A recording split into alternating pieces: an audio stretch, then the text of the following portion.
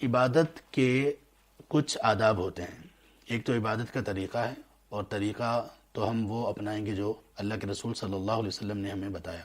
اس لیے کس موقع پر کیا دعا کرنی ہے، ہم اس کے لیے جو تعلیمات فالو کریں گے، جو ٹیچنگز ہمارے سامنے رہنی چاہیے، وہ اللہ کے رسول صلی اللہ علیہ وسلم کی ہونی چاہیے.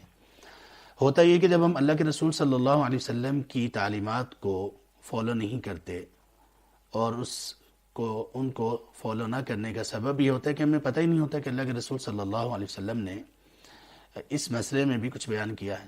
تو پھر کیا ہوتا ہے، پھر یہ ہو رہا ہوتا ہے کہ فلان شیخ نے یہ میسج بھیجا ہے، اس میں شیخ احمد نے کہا تھا کہ یہ ذکر اتنی مرتبہ کرو اور اس کو آگے 20 لوگوں کو بھیجو تو آپ کو خوشخبری مل جائے گی.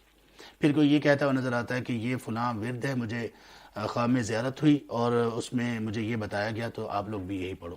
پھر کوئی یہ کہتا ہے کہ اذانیں دینا شروع کر دو، پھر کوئی کہتا ہے کہ یہ کرو وہ کرو.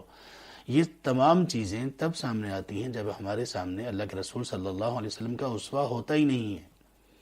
اب یہ تمام چیزیں ایک طرف جتنی میں نے بتائی ہیں، اور کچھ لوگوں نے تعویذ نکالے، کچھ لوگوں نے کیا کیا دعائیں اور کیا کیا وظیفے نکالے، کچھ لوگوں نے قرآن کریم کی کچھ آیات کا بتایا کہ یہ پڑھو اور کنفرم یہ کرونا وائرس فنش اور ختم. یہ سب چیزیں ایک طرف رکھیے. دوسری طرف اللہ کے رسول صلی اللہ علیہ وسلم نے ہمیں پہلے ہی گائیڈ کر دیا ہوا ہے. آپ صلی اللہ علیہ وسلم نے ہمیں پہلے ہی بتا دیا ہوا ہے کہ کس موقع پر آپ کو کیا کرنا چاہیے، اور آپ کا اللہ سے ریلیشن کس طرح سے ڈیویلپ ہوگا، اللہ سے تعلق آپ کا کیسے بنے گا. دیکھیے، عبادات کے ذریعے سے اللہ کے ساتھ کنیکشن ڈیویلپ ہوتا ہے، اور اس میں بھی دعا بہت بڑی چیز ہے. اذکار بہت بڑی اہمیت رکھتے ہیں. تو اس لیے ان کو اپنی زندگی کا وتیرہ بنائیے. اور جب ہم ذکر اور دعا کی طرف آ گئے ہیں تو پھر اب ہمیں یہ چاہیے کہ ہم یہ جاننے کی کوشش کریں کہ ذکر یا دعا، ان کے آداب کیا ہیں، یہ کیسے ہمیں سکھایا گیا. پھر انشاءاللہ آپ دیکھیں گے کہ دعا کس طرح سے اللہ کے ہاں آپ کی عبادت بھی بنتی ہے، اور کس طرح سے آپ کو سکون اور اطمینان دیتی ہے.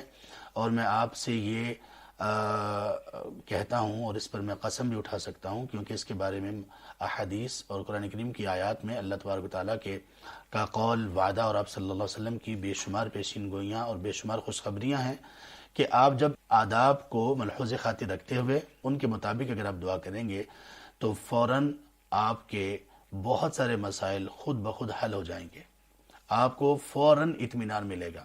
جتنی بھی آپ سختی میں، تنگی میں، جتنی بھی سخت صورتحال ہوگی، کسی بھی اعتبار سے ہو، وہ کسی بیماری کی وجہ سے ہو یا کسی اور وجہ سے، آپ کو ایک سکون محسوس ہوگا، اور انشاءاللہ آپ کے لیے راستے کھلنا شروع ہو جائیں گے، اور آپ چیزوں کو سمجھنا شروع کر دیں گے. اور آپ کو یوں لگے گا کہ ہاں واقعی جیسے میں نے اب کسی بہت بڑی شخصیت کو اور کسی ایسی جگہ پر اب میں نے بات پہنچائی ہے، یا کسی ایسے طبیب سے میں نے بات کی ہے کہ اس طبیب سے کوئی شخص ایسا نہیں ہے کہ جس کو شفا نہ ملی ہو. یہ وہ شخصیت ہے، یہ وہ ذات ہے کہ جہاں کوئی ایسا نہیں ہے کہ جس کو اس کے غم سے نجات نہ ملی ہو، اس کے پریشانی سے اس کو نکلنے کا راہ نہ ملا ہو، تنگی میں اس کو یہ نہ پتہ چلا ہو کہ کس طرح سے آسانی کی طرف جاتے ہیں.